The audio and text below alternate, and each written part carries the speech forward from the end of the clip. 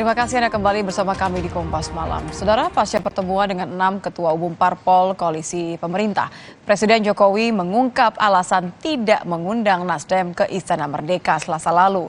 Menurut Jokowi, alasannya sederhana karena Nasdem sudah memiliki koalisi sendiri.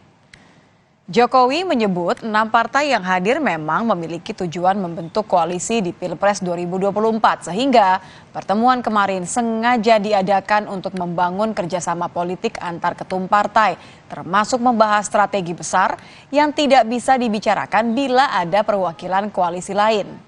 Menurut Jokowi, wajar Nasdem tidak diundang karena telah mengusung baca pres sendiri. Ya, tidak ada partai. Ya memang tidak diundang. Kenapa Pak? Nasdem itu ya kita harus bicara apa adanya ya.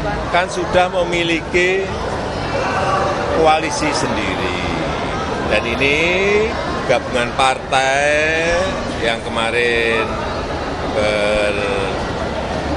berkumpul itu kan juga ingin membangun kerjasama politik yang lain. Mestinya ini kan memiliki strategi besarnya apa. Ya masa yang di sini tahu strateginya, kan mestinya tidak seperti itu.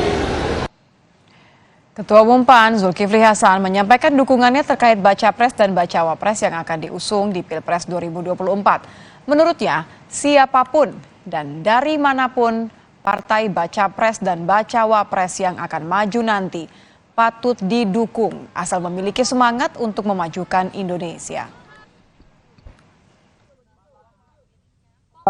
Golkar sama PKB, ada Gerindra, PKB, Golkar, PAN, ada P3, PDI, bisa juga dengan PAN, ada juga PKS, ada juga Demokrat, ada juga dengan Nasdem. Gak apa-apa, capresnya ada Ganjar, ada Pak Prabowo, ada Pak Anies, mungkin juga Pak Erlangga maju capres juga, kan mungkin juga kan?